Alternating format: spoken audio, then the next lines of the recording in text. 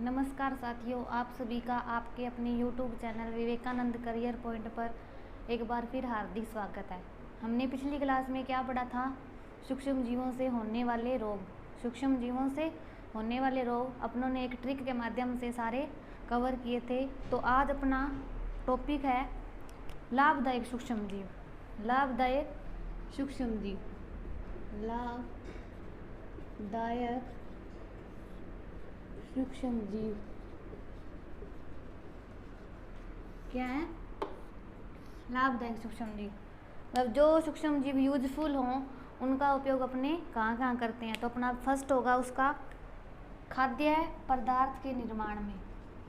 जो सूक्ष्म जीव यूजफुल हों उनका उपयोग कहाँ होगा? खाद्य पदार्थ के निर्माण में। कहाँ होगा? खाद्य पदार्थ के निर्माण में।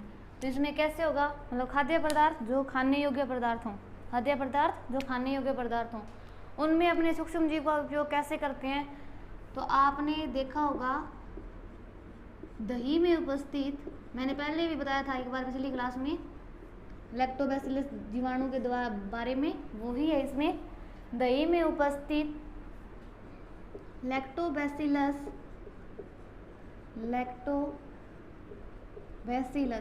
क्या? लैक्टोबैसिलस क्या है? एक जीवाणु है। लैक्टोबैसिलस जीवाणुओं द्वारा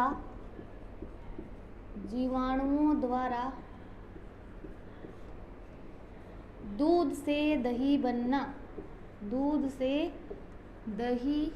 बनना।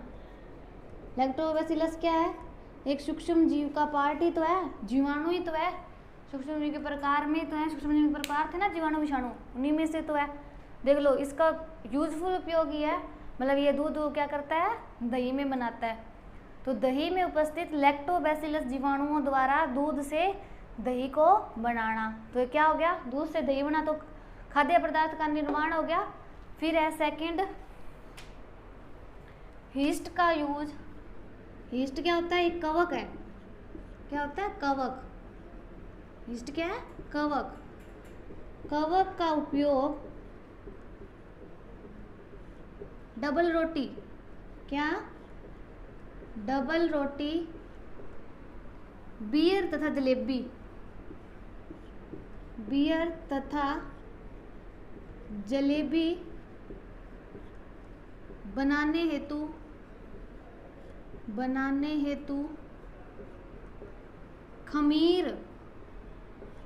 खमीर के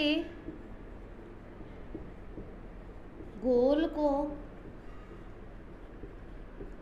उठाने में किया जाता है। क्या किया जाता है? खमीर क्या है? खमीर एक दूध से बना खाद्य पदार्थ है। जैसे कि पनीर हो गया, अपने अलग अलग चीज़ें बनाते हैं दूध से, वैसे पनीर टाइप है। खमीर भी मतलब दूध से बना खाद्य पदार्थ ही है। तो इसमें क्या है? हीस्ट एक कवक है जिसका उपयोग किसमें होगा? डबल रोटी बनाने में, बियर तथा जलेबी। आपने सुना होगा हीस्ट कवक के बारे में कि यह किण्वन क्रिया करता है। मतलब जिस चीज़ में, जैसे कि अपने को डबल रोटी बनानी है तो अपनी डबल रोटी का पेस्ट बना के उसमें मतलब काफ़ी दिनों के लिए ढक के रख देते हैं, तो उसमें अपने आप हीस्ट नामक कवक उत्पादित हो जाते हैं। और वो जो अपनों ने मटेरियल बनाया वो अपने आप ऐसे मतलब देखने पे ऐसा लगता है जैसे उबल रहा है, मतलब उफन सा जाता है एक प्रकार का, उसमें फुलावट आ जाती है। वो चीज़ किसके कारण होता है? हीस्ट के कारण। तो इसका उपयोग क्या यूजफुल है? डबल रोटी अपने खाने में करते हैं, खाद्य पदार्थ हो गया। जलेबी भी खाने में, ये सब खाने के लिए यूज किया जाता है। अब इसके बाद है क्लोरेला। क्लोरेला क्या था? अपने पीछे क्लास में आया था। क्या था? एक शैवाल था। कौन सा शैवाल था? एक कोशिकीय शैवाल। क्लोरेला क्या है? एक कोशिकीय शैवाल है। क्या है? एक कोशिकीय शैवाल है जिसका उपयोग कहाँ होता है? जिसका उपयोग सूप, सर्दियों में सूप पीते हो ना, सूप और आइसक्रीम बनाने में होता है। आइसक्रीम, सूप और आइसक्रीम बनाने में किया जाता है। तो ये तो थे जो सूक्ष्म जीव हैं, उनका मतलब खाद्य पदार्थों के निर्माण में कैसे लाभदायक है। ये सूक्ष्म जीव हैं जो वो खाद्य पदार्थों के निर्माण में कैसे लाभदायक है। तो पहला तो अपने को क्या याद रखना है, लैक्टोबैसिलस जीवाणु, जिसका क्या काम है, दूध से दही बनाना। लैक्टोबैसिलस जीवाणु का क्या काम है, दूध से दही बनाना। दूसरा अपने पास क्या है, हीस्ट नामक एक कवक है, जिसका उपयोग डबल रोटी, बियर तथा जलेबी बनाने में किया जाता है। और तीसरा अपने पास एक शैवाल है, क्लोरेला। क्या है, क्लोरेला एक शैवाल है जो कि एक कोशिकीय शैवाल है। क्या है, एक कोशिकीय शैवाल है, जिसका उपयोग किसमें होता है, सूप और आइसक्रीम बनाने में। किसमें, सूप और आइसक्रीम बनाने में। अब इसके बाद अपने आगे का है, दूसरा लिखो। पहला था खाद्य पदार्थ के निर्माण में, दूसरा लिखो औषधि के निर्माण में। जो ये अपने सूक्ष्म जीव हैं, इनका निर्माण औषधियों के रूप में भी किया जाता है। कैसे किया जाता है, औषधियों के रूप में। खाद्य पदार्थ का तो अपने पढ़ लिया, अब लिखो औषधियों के रूप में। दूसरा लिखो औषधि, औषधि के रूप में। किसका है, औषधि के रूप में किसका उपयोग, लाभदायक सूक्ष्म जीवों का। तो इसमें लिखो क्लोरोस्ट्रीडियम, क्लोस्ट्रीडियम,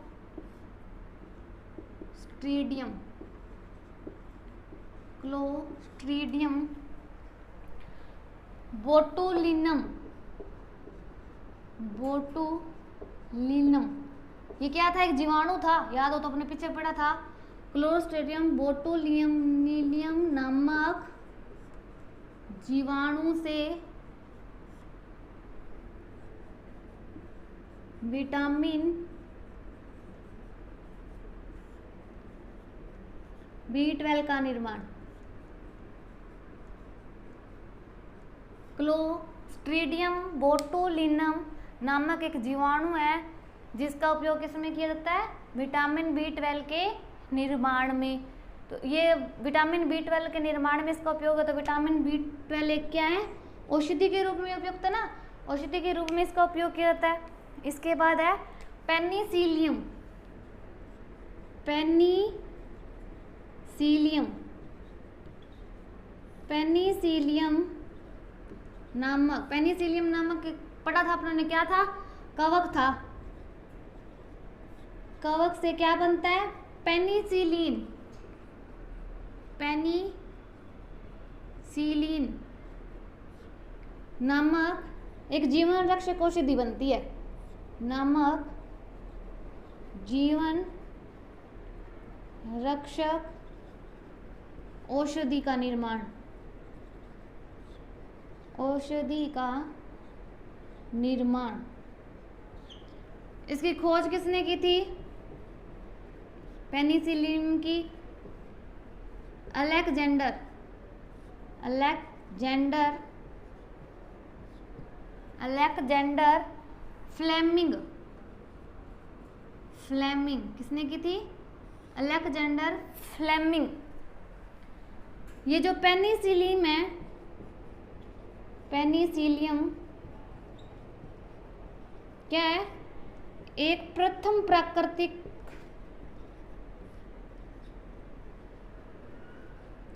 प्रतिजैविक है। क्या है, एक प्रथम प्राकृतिक प्रतिजैविक।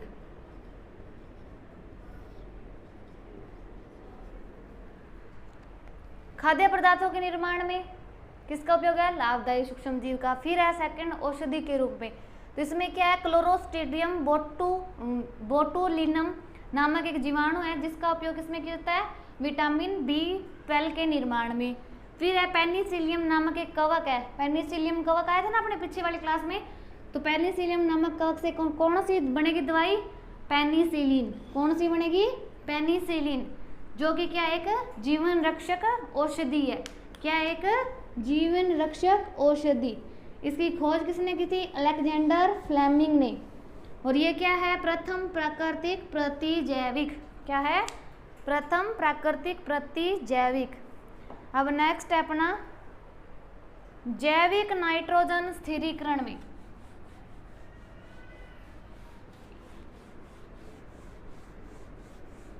जैविक लिखो, तीसरा लिखो जैविक नाइट्रोजन स्थिरीकरण में।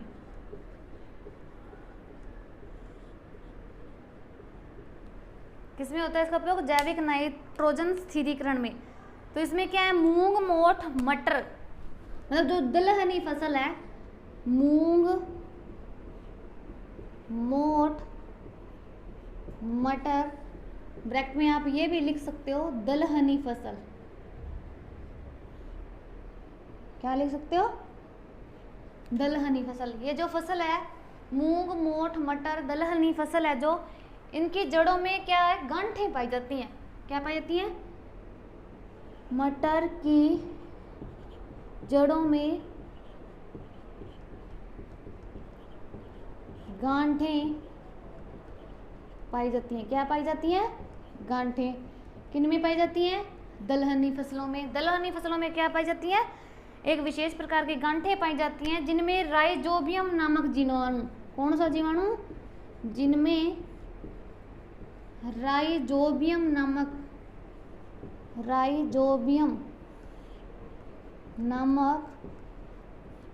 जीवाणु, राइजोबियम नामक जीवाणु इसमें क्या पाया जाता है? मतलब मूंग, मोठ, मटर, ये दलहनी फसल, इनके जड़ों में गांठें पाई जाती है। किस कारण पाई जाती हैं? राइजोबियम नामक जीवाणु के कारण पाई जाती हैं। ये जो राइजोबियम नामक जीवाणु है, ये वायुमंडलीय नाइट्रोजन को स्थिरीकरण करके, मतलब जो उसमें उपस्थित नाइट्रोजन है उसको किसमें परिवर्तित कर देता है? नाइट्रेट में। किसमें? नाइट्रेट में। तो आप लिख लो राइजोबियम जीवाणु वायुमंडलीय या वायुमंडल में उपस्थित नाइट्रोजन, ऐसे भी आप लिख सकते हो, वायुमंडल में उपस्थित नाइट्रोजन,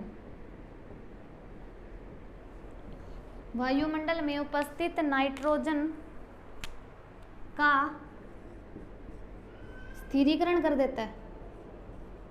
क्या कर देता है? स्थिरीकरण कर देता है। क्या कर देता है? वायुमंडल में उपस्थित नाइट्रोजन का स्थिरीकरण कर देता है तथा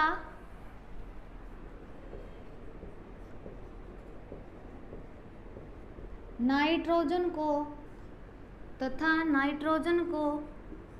किसमें बदलता है? नाइट्रेट में परिवर्तित कर देता है। किसमें कर देता है? नाइट्रेट में परिवर्तित कर देता है। क्या करता है? वायुमंडल में नाइट्रोजन का स्थिरीकरण कर देता है तथा नाइट्रोजन को किसमें बदल देता है? नाइट्रेट में। जिससे क्या होगा? भूमि के उपजाऊपन या भूमि के लिए यह क्या है? ज़्यादा उपयोगी है। नाइट्रेट क्या है? जिससे क्या है? ये भूमि के लिए क्या होगा? ज़्यादा यूजफुल, ज़्यादा उपयोगी लिख लो आप या यूजफुल लिख लो। क्या करेगा? दलहनी फसलों की जड़ों में गांठें पाई जाती हैं। किसके कारण पाई जाती हैं? उनकी गांठ राइजोबियम नामक एक जीवाणु पाया जाता है। वो जीवाणु क्या काम करता है? वायुमंडल में उपस्थित जो नाइट्रोजन है उसका स्थिरीकरण कर देता है तथा जो नाइट्रोजन है उसको किसमें परिवर्तित कर देता है? नाइट्रेट में। जिससे क्या होता है? वो नाइट्रेट है जो भूमि के लिए ज़्यादा उपयोगी होती है। अब फिर इसी में आगे है जीवाणु द्वारा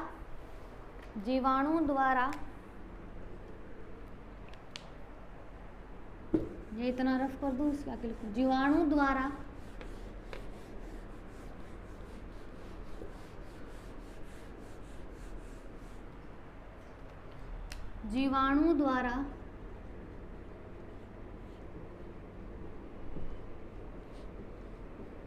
पत्तियां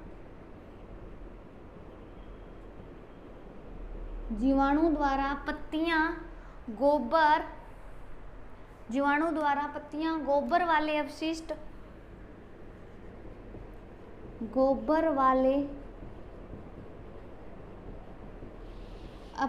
पदार्थ क्या है? जीवाणु द्वारा पत्तियां गोबर वाले अपशिष्ट पदार्थ किसमें बदलेंगे? गोबर वाले अपशिष्ट पदार्थ हैं जो किसमें बदल जाते हैं? ह्यूमस में। किसमें? ह्यूमस में। ह्यूमस में बदल जाते हैं। अब जैसे जीवाणु हो गए, जीवाणुओं द्वारा पत्तियां गोबर वाले जो भी अपशिष्ट पदार्थ है वो किसमें बदल गए? ह्यूमस में। ह्यूमस में बदलने के बाद यह क्या करेंगे, मतलब लाभदायक कैसे होंगे? इससे क्या होता है? भूमि के उपजाऊपन में